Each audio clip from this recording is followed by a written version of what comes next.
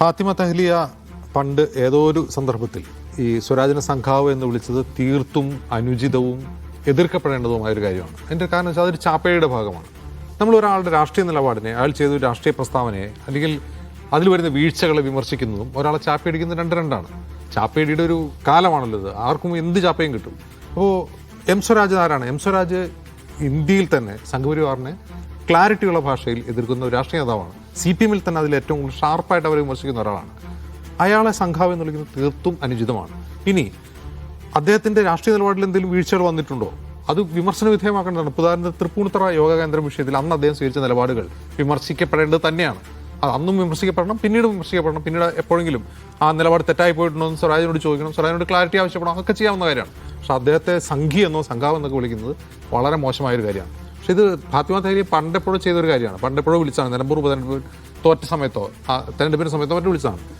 ഇപ്പോൾ പേരാമ്പ്രയിൽ തെഹ്ലിയ മത്സരിക്കാൻ വരികയാണ്. തെഹ്ലിയെ അതിൻ്റെ പേരിലാണോ വർഗീയവാദിയാക്കുന്നത്? അല്ല. പണ്ട് സ്വരാജിനെ സംഘാവ് എന്ന് വിളിച്ചുകൊണ്ടല്ല തെഹ്ലിയെ വർഗീയവാദിയാക്കുന്നത്. തെഹ്ലിയ ഒരു വർഗീയവാദിയാണ് എന്ന് പ്രചരിപ്പിക്കുന്നത്, തെരഞ്ഞെടുപ്പ് സമയത്ത് പ്രചരിപ്പിക്കുന്നത് അത് പോളറൈസേഷന് വേണ്ടിയാണ്, വോട്ട് നേടാൻ വേണ്ടിയാണ് ആ പ്രചാരണം. ആ പ്രചാരണം മുറിവ് വന്നപ്പോൾ UDF പഴയതുപോലെയല്ല. UDFൻ്റെ സൈബർ വിങ് എന്ന് പറഞ്ഞത് അവർ ഉരുളയ്ക്കുപ്പേരിയാണ്. ആരിങ്ങോട്ട് എങ്ങനെ പെരുമാറുന്നു അങ്ങനെ തന്നെ തിരിച്ചവർ പെരുമാറുക. അവരുടെ ഇടയിൽ തന്നെയുള്ള പ്രശ്നങ്ങൾക്കെതിരെ അതിരൂക്ഷമായ പ്രചാരണവും പ്രതികരണവുമാണ് അവർ നടത്തുന്നത്. അപ്പോൾ രാഷ്ട്രീയ എതിരാളികൾക്കെതിരെ അവരത് ചെയ്യുന്നു. അതും എതിർക്കപ്പെടേണ്ടതാണ്.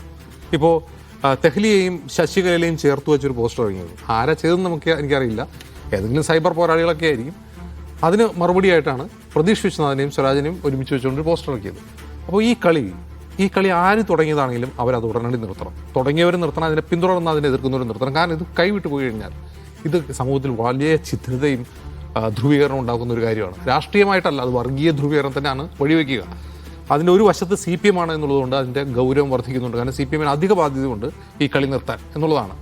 CPM കുറേ കൂടി അധിക ബാധ്യതയുണ്ട്. അവരത് നിർത്തണം.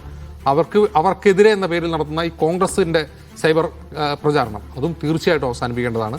കാരണം ഇത്തരം ചാപ്പയടികൾ നമ്മുടെ സമൂഹത്തിൽ ഉണ്ടാക്കിയുള്ള ഉണ്ടാക്കാൻ പോകുന്ന ഛിദ്രത, അതേക്കുറിച്ച് രാഷ്ട്രീയ പാർട്ടികൾക്ക് ഉത്തരവാദിത്വത്തോടെ അവർ ആലോചിക്കണം. അവരെ മുതിർന്ന നേതാക്കൾ അതേക്കുറിച്ച് ആലോചിച്ച് അണികൾ എന്ന് പറഞ്ഞാൽ പറഞ്ഞ കേൾക്കുന്ന അണികളായാലും ഉണ്ടെങ്കിൽ അങ്ങനെയുള്ളവരൊന്നും ആവണമെന്നില്ല അത് ചെയ്യുന്നത്.